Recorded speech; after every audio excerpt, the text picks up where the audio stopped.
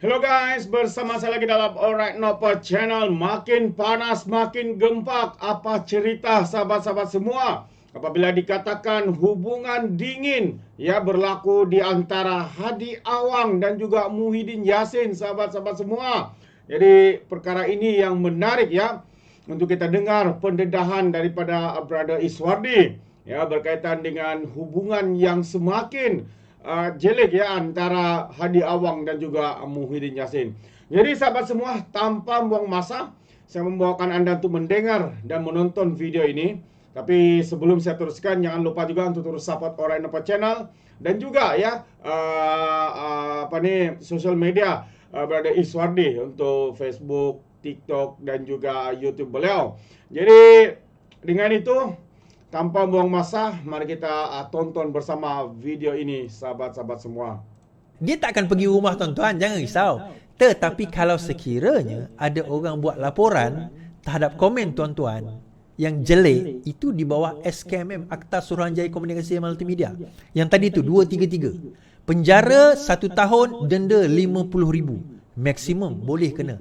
Termasuklah kata-kata yang menghina, termasuk kata-kata yang mengutuk, termasuk kata-kata yang menyakitkan hati. Tolak tepilah perkauman agama tu satu cerita yang tu memang drastik lah. Itu semua di bawah SKMM tau. Kalau saya buat laporan polis lah kan. Tapi saya suka.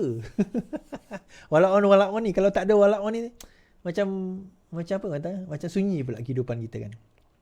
Tapi balik kepada kita tadi, kemelampauan dalam politik dan beragama. Bukan politik sebenarnya. Dia bukan politik. Bukan melampau dalam politik. Melampau dalam apa saja. Politik satu hal. Agama pun sama. Melampau dalam agama, melampau dalam berbangsa pun sama. Dia akan menjadikan kita satu manusia, satu umat yang bodoh sebenarnya. Jadi fikirlah. Okey, yang terakhir tuan-tuan. Pergaduhan di antara Hadi dan juga apa orang kata? Muhyiddin Yassin. Benarkah berlaku? Muhyiddin yang uar-uarkan potensi Samsuri bekas pegawai, jawab laporan hubungan dingin. Muhyiddin Yassin yang menguarkan potensi ahli Parlimen Kemaman, Ahmad Samsuri Mohtar sebagai Perdana Menteri apabila PN bentuk kerajaan, kata bekas pegawai Perdana Menteri itu. Bekas Ketua Sesulit Marzuki Muhammad berkata, Presiden Bersatu itu yang mula-mula sekali cakap Samsuri berpotensi jadi PM pada masa hadapan semasa kempen PRK Kemaman tahun lepas. Kenyataan ini dilapor secara meluas oleh media, katanya. Janganlah cakapnya bukan-bukan kepada media semata-mata nak renggangkan hubungan akrab antara Bersatu dan PAS. Okey, FMT mengemukakan satu pandangan, satu sumber mengatakan, sekarang ini hubungan di antara Hadi dan juga Muhyiddin dingin. Okey. Hubungan di antara mereka berdua menjadi dingin, kita kata. Baik, kita baca.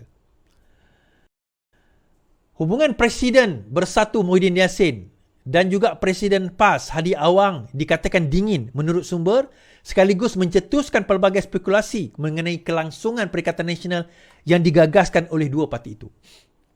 Sumber berkata hubungan dingin itu antara lain berkaitan dengan kegagalan PAS menampilkan naib Presiden Samsuri sebagai calon Perdana Menteri selepas Muhyiddin tidak meneruskan hasrat berundur pada pemilihan parti tahun ini. Menurut sumber, pusingan U Muhyiddin dilihat sebagai tekad ahli Parlimen Pagar itu untuk kekal menerojohi PN dan seterusnya dilantik menjadi Perdana Menteri kali kedua jika menang gabungan itu pada PRU 16. Dikatakan selepas Muhyiddin berundur, PAS mahu Dr. Sam sebagai calon PN tapi terbantut setelah Muhyiddin Yassin buat pusingan U. Pada Perimonan Agung tahun lalu, November lalu, bekas Perdana Menteri itu mengumumkan tidak akan mempertahankan jawatan Presiden, tetapi kurang 24 jam kemudian mengubah pendirian setelah diyakinkan isterinya Noraini Abdul Rahim untuk tidak mengecewakan ahli memerlukannya. Sumber itu berkata, Muhyiddin dan Hadi yang juga timbalan pengurusi PN tidak kelihatan bersama di mana-mana majlis. Sekali terakhir ialah semasa muktamar PAS pada 20 Oktober lalu. Pada PRK Kemaman Disember lalu, Muhyiddin dan Hadi dijadualkan berkongsi pentas, namun hanya kelibat Hadi hadir, manakala Bersatu diwakili oleh Razi Jidin. Mereka iaitu Muhyiddin Hadi telah lama tidak bertemu, kata sumber itu. Menurut satu lagi sumber rapat PN, Hadi juga sudah lama tidak hadir mesyuarat pimpinan PN. Sebaliknya diwakili timbalan Presiden Tuan Ibrahim Tuan Man. Walaupun ketidakhadiran Hadi tidak mengganggu perjalanan komponen PN, namun ia memberi mesej mengenai hubungan mereka. Menurut beliau, keadaan itu mirip dengan situasi MN, Muafakat Nasional, yang diasaskan UMNO PAS apabila Hadi tidak lagi menghadiri mesyuarat, sebaliknya mewakilkan Tuan Ibrahim Tuan Man. Susulan hubungan yang semakin renggang antara dua parti itu. Muafakat Nasional mati langkah. Muafakat Nasional mati langkah apabila dua parti itu berbalah susulan keengganan UMNO menerima penyataan bersatu dalam gagasan itu. MN mula runtuh bila Hadi tidak lagi datang mesyuarat. Semua wakil kepada Tuan Ibrahim. Beliau dan Presiden UMNO Zahid pun dah lama tak jumpa waktu itu. Menurut beliau, sudah ada tanda-tanda keadaan itu berulang dalam konteks hubungan Hadi Muhyiddin dalam masa depan PN sendiri.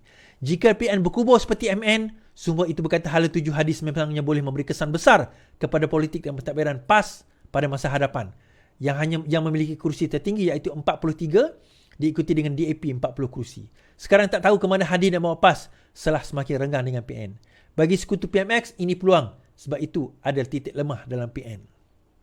Menurut sumber itu, kalangan dalam PAS juga melihat Bersatu semakin lemah dengan tindakan ahli parlimen yang menyokong Anwar. Okey. Untuk rekod, PAS menyimpan 43 kursi parlimen berbanding 30 oleh Bersatu. Kita cerita macam ni. Saya dah nyatakan keretakan di antara pimpinan PAS dan juga Bersatu.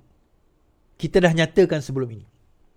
Kita nyatakan bahawa sebenarnya memang mereka sekarang ini dalam keadaan retak menunggu belah. Okay.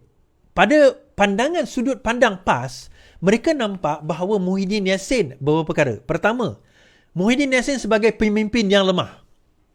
Tuan-tuan kena ingat, desakan supaya Muhyiddin itu tidak menjadi presiden Bersatu tidak hanya datang daripada dalam Bersatu itu sendiri. Sebenarnya datang daripada pimpinan PAS yang diwakilkan kepada Bersatu. Dia ada geng yang pro kepada Muhyiddin. Dia ada geng yang anti Muhyiddin. Dia anti Muhyiddin, bukan dia pro kepada sesiapa. Tetapi dia tak kisah siapa pun jadi presiden as long as bukan Muhyiddin Yassin. Kenapa tuan-tuan? Salah satunya adalah Muhyiddin Yassin dilihat sebagai leader yang sangat lemah. Dia tidak pergi ke akar umbi. Bila dia dapat dana, dia hanya mengayakan ataupun dana itu hanya untuk peringkat-peringkat tertentu dan juga golongan-golongan tertentu. Dia tidak memudah carakan ahli-ahli dan juga cabang-cabang yang lain.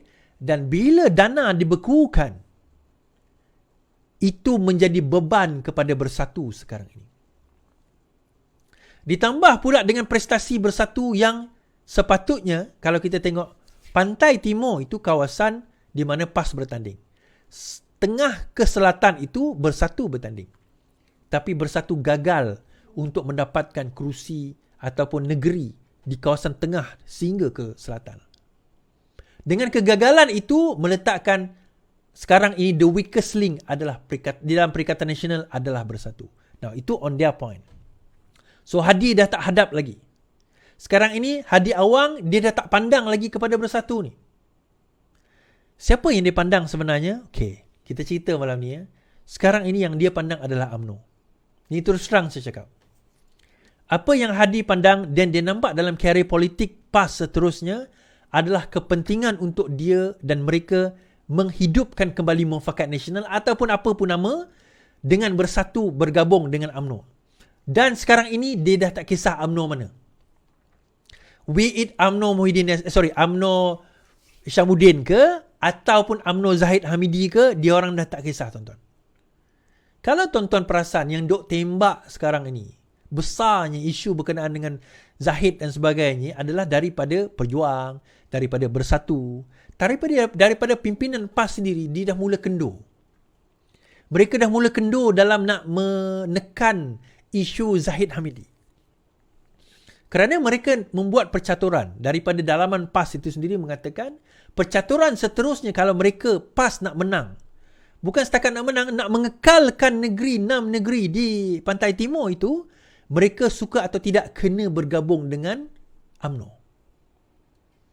Kenapa? Suka atau tidak tuan-tuan? UMNO menang. Orang kata UMNO lemah. Ya, UMNO kalah tinggal 20 lebih kerusi parlimen.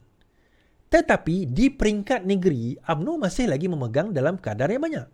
Johor, UMNO. Melaka, UMNO. Perak, UMNO. Pahang, UMNO. 4 negeri, kita kata, masih lagi dipegang oleh UMNO. Malah di negeri 9, ada potensi UMNO menang di dalam PRU yang akan datang. Berdasarkan kepada kiraan undi semasa. Bayangkan, ini senario sahaja. Yang ni adalah strategi PAS sekarang ini. Saya ceritakan strategi PAS. Apa yang PAS akan bawa pada masa PRU 16 nanti, kalau betul UMNO nak bergabung dengan mereka, ini dia. Ini cerita dia. Ini kalau betul UMNO nak bergabung lah. Kalau ini cerita yang PAS nak jual kepada UMNO. PAS akan jual perkara sebegini. Yang pertama, dia kata takkan korang nak bersama dengan DAP. Itu ayat standard lah. Takkan korang nak bersama dengan DAP. Baik kita bergabung. Baik. Sekarang ini di peringkat Negeri Sembilan ke bawah, Negeri Sembilan, Melaka dan juga Johor, PAS akan kata kita bergabung dengan UMNO, PAS tak akan bertanding. 4 negeri, Terengganu, Kelantan, apa orang kata, Terengganu, Kelantan, Perlis dan juga Kedah. Yang itu UMNO tak akan bertanding. Kecuali 2-3 kerusi. Yang mana mungkin tak ada potensi seperti Gua Musang. Yang tu boleh bagilah.